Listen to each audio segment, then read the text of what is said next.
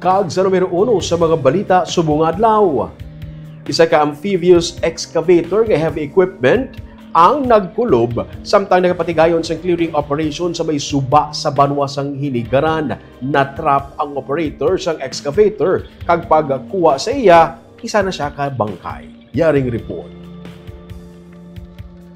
Bangod sang bagyo nga Tino, kinahanglan pa nga tinuan gikan sa mga debris o kun mga nagbara nga mga kahoy ang Hinigaran River. Ini nagapadayon nga operation sa pila na kaadlaw gamit ang amphibious excavator dredger, pero kaina mga pasado las 7 sang aga.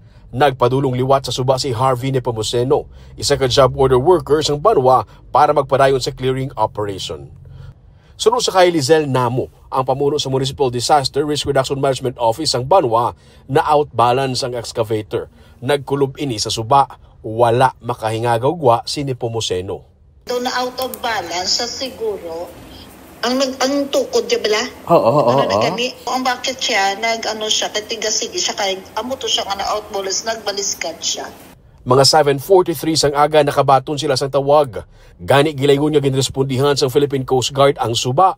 Nagbinuligay ang Coast Guard kag ang mga mangingisda nga ma-recover ang operator pero hindi madali-dali ang proseso kay tuman kabugat sang heavy equipment. Gingamitan mas ang compressor para masalom ang biktima. Matapos ang masobra sa 2 ka oras, tigayon nga na-recover ang lawas ni Nepomuceno. Ginihagaw pa siya dala sa Hinigaran Medical Clinic pero gindeklarar nga dead on arrival sang doktor. Dugang paninamo, kung malinsang ginbaka ng heavy equipment, si Nepomuceno naman ang nagaserving operator sini.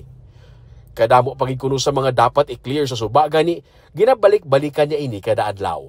Ni ang mga kahoy-kahoy ang sang mga floaters sa mga sina amo na siya suba ang gablak sa ngamon nga sa suba kag dason selte dagit katama sang suba naman isa pagid na siya. Sa karon, balik lang anay mano-mano ang pag-clear sa suba. Ilabi na nga ginapreparahan in kaso nga mangin maulano na naman ang panahon. Isa man ang Hinigaran sa mga nahalitan sang bagyo nga Tino kag pila ka mga lugar diri ang ginbaha kag napulo tanan ka mga persona ang ginreport nga napatay.